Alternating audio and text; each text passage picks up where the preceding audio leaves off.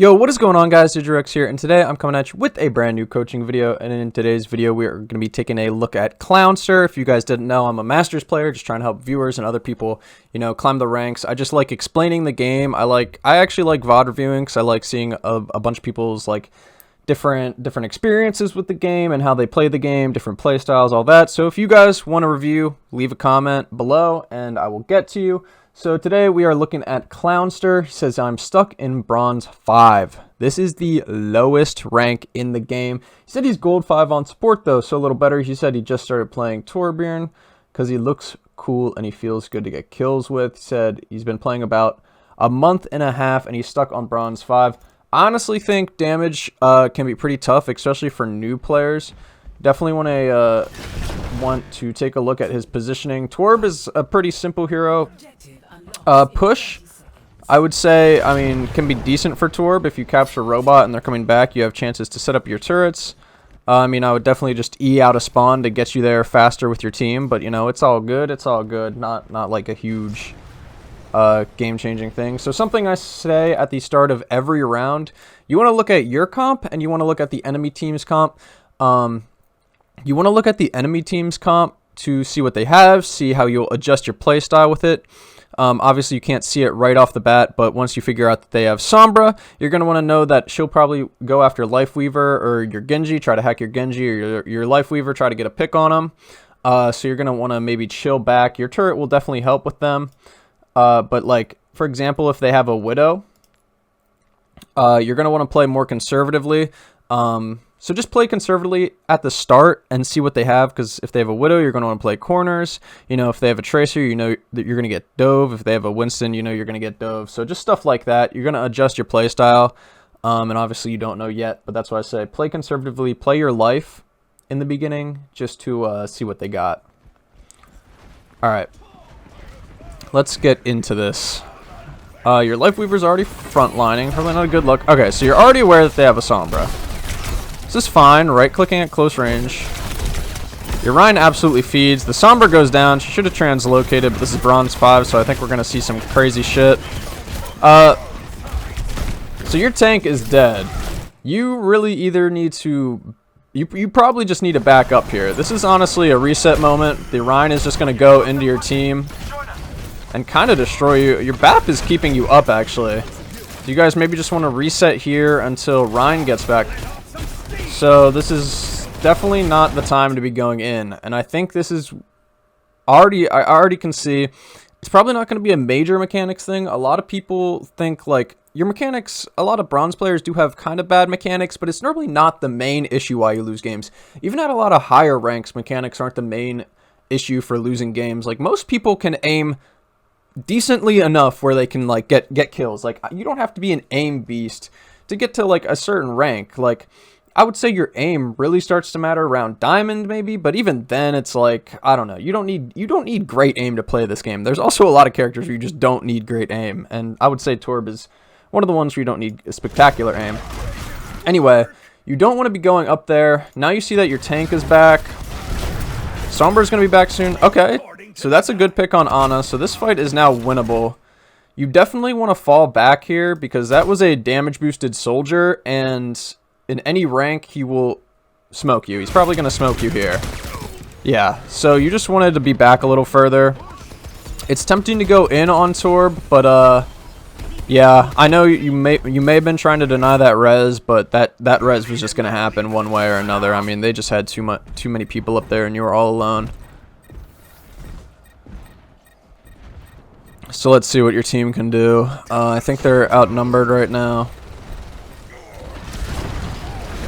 They are surviving. I feel like your BAP is putting out decent heals. So this is a good spot for the turret. And it's also something I meant to say before. You never put down your turret. You often want to put up your turret in places where you think a potential flanker could be to detect them, or just in the back for constant damage. The turret puts constant pressure on their Rhine shield at least in this, so it's decent enough. You trade tanks, so this is definitely winnable.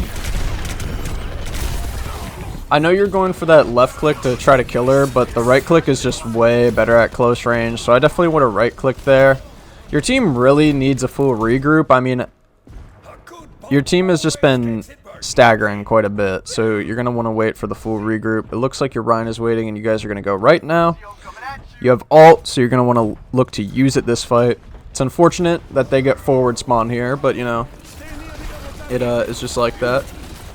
So, when talking about turret placement, this guy's pretty pushed up already, so this turret is probably going to go down. He's shooting at it. Thing I would say about turret placement is you want it pretty far back. Like, your turret has a very good range, and you just want to get these long sight lines with the turret where the enemy team will have a tough time shooting it and actually killing it. You want your turret to just be like a constant presence that they have to worry about. So don't put it like too far up because it makes it super easy to destroy. I think this place was somewhat fine considering you have a Rhine, although this soldier is pretty pushed up, so it looks like he's going to kill it. I don't know where the Rhines went. You're going to want to look to use ult sometime here.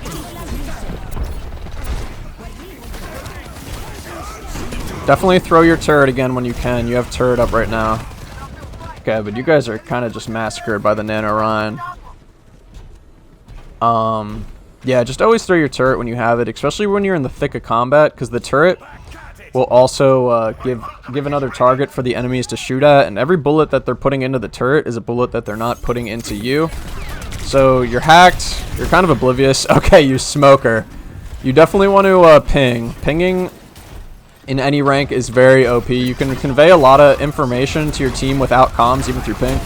I would probably ult here to clean this up, but your team is going to do it anyway. Mercy's going to res. I would just say you've been holding ult a little too long at this point. Torb ult is kind of whatever. I use it pretty frequently. So you can get it fast. It's not like the best ult ever. It's fine. So I just throw it out whenever I get it. You're going to want to push robot. I think they're going to get forward spawn here. Which is unfortunate. Your tank is off nowhere, probably getting fucked up. Oh, your Baptiste is so lucky. So I would definitely ult here. Yeah, good ult. Try to get it behind the Rhine shield. Okay, something about Torb ult. A lot of the times you don't really want to spit it all out at once. You have a long time in your ult. You can spit it in a lot of different places. So here you just spit it all into the Rhine shield. This is not good. You should try to spit it at least over his head. You want to get it behind him when he's backing out. But you have a lot of Torb ult, and it's all just in this one little area now. Like, you could spit some over here on these stairs to trap this Ana here. You know, you could spit it over here. You could, I don't know. There's a lot of places. You could bank it off this wall behind him. You could put it here in this archway so Mercy can't get to you. I mean, there's a ton of things you can do here, and you kind of just spammed it into his shield, and now it's basically a useless ult. So you want to just, you know, spit a little bit at a time. Just boom, boom, boom. Put it in a few different spots. But yeah, at least you did use it this fight. I think that Rhine is going to go down anyway. Mercy, suicide res, I mean. And once again, I definitely would have thrown down the turret that fight. You always want to have a turret down. Always, always, always want to have a turret down. So here, I was just about to talk where you should put your turret. This is not really a good spot for your turret now. I know I said that you should always have it down, but this is just not really the look. Because you're pushing the robot this way. So you want to put your turret like potentially up here. You could put it here because they're going to come from the right here or the left here. And on any of these high ground spots, they're going to be able to see both sight lines. Here, they'll be able to see this way, which is where they're probably going to most likely come from. But this spot, it really can't see much. Like, if they're fighting here, the turret isn't doing anything. If they're fighting here, the turret isn't doing anything. It can't see them. So you want to know where they're trying to come from, because they're basically on the offensive now. You guys are practically defending. A lot of teams like to come in here when the robot is in this position, but either way, you want to put the turret in a spot that you know that it'll see them when they're coming out and apply that pressure, because this turret just doesn't have the sight lines that it needs. Anyway, let's get back to it. Sombra is standing completely still, killing the turret. She definitely could have died there. Almost got her. You are doing a good job at looking at the Sombra, I will say.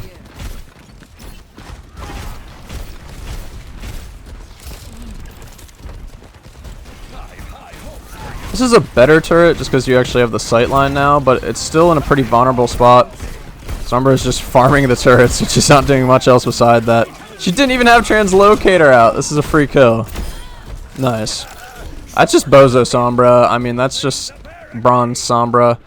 So now you have your turret up. I would just throw it like right where you're standing, perhaps. You got the Rhine shield up, and like I said, the turret is just, I mean, it's a whole ability that you're not really getting value out of. I mean, I don't think your turret's really done anything this game. Like, I would definitely, yep. Throw it down, and now it's got the Matrix. So you're just going to be able to apply pressure here. This is good, this is good, this is good. Your Rhine, unfortunately, is purpled and kind of feeds, and they nano their Rhine. So, unfortunate. I think you guys played that okay, but just unfortunate. You guys will probably be able to meet him in the middle. Genji should just die on bot. He's not going to get forward spawn because he didn't die on bot. That's just unfortunate. So you guys do have a Lucio now, which means you can get pretty brawly with Torb and Rhine. You can just go in on people with Lucio speed boost and kind of destroy them. Torb's shotgun is very, very good. I mean, Torb's weapon is just good in general, both his left click and his right click.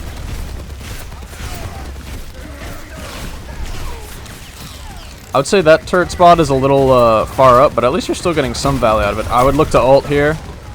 Unfortunate. You're kind of just taken down pretty quick. Ooh.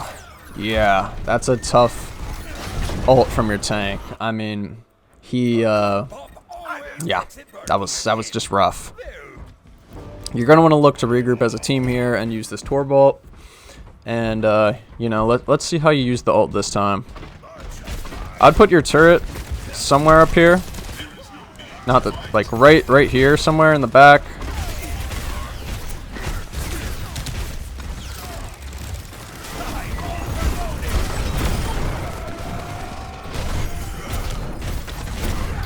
Okay. You get the pick on Bastion, but that was an absolute feed, I will say. You totally threw there. You E and then you go in. I mean, there's no reason to go in here. I mean, like I said, you do confirm a kill, but it's most important for you to just play your life. If you play your life and survive, the damage will come. Like, Overwatch, no matter what character you're playing, just try to play your life, survive. Just do not feed whatever you do. You know, healing will come as long as you're alive. You can't heal when you're dead. You can't do damage when you're dead. This is the biggest downtime in the game. You're doing absolutely nothing. So it's better to run away and stay alive rather than to die in a lot of scenarios. You also could have looked for an ult there. Once again, you're holding ult a little too long. It's like if you ult faster, you get more ults throughout the entire game. And obviously there are certain ults where there's better scenarios, like Blade, maybe they don't have trans, but Torb ult is kind of just one of those where you can throw out pretty easily without really thinking about it. Nice job. Oh my god. Glorious flank. That Torb ult was fine. Once again, you kind of put it all in the same spot. You can cover a lot of space with Torb ult. And when you just shoot it all in the ground at one spot, you're really not getting much value out of it. You can deny so much space with it. And I think a lot of Torbs just struggle with that.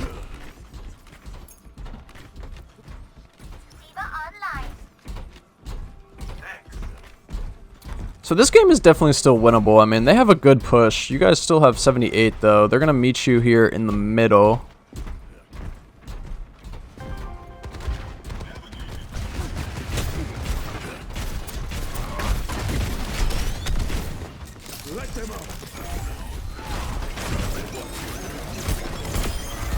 At least you throw your turret down, that's good. You got a Bastion ult. All this is decent. Burn Bastion down. Unfortunate that you can't deny the res. You're once again up too far. And I know Torb, it's tempting to frontline just because you can get extra armor and stuff, but you still don't really want to be right next to a Rhine or anything like that. Oh my god, that nano boost on their team is deadly, I will say.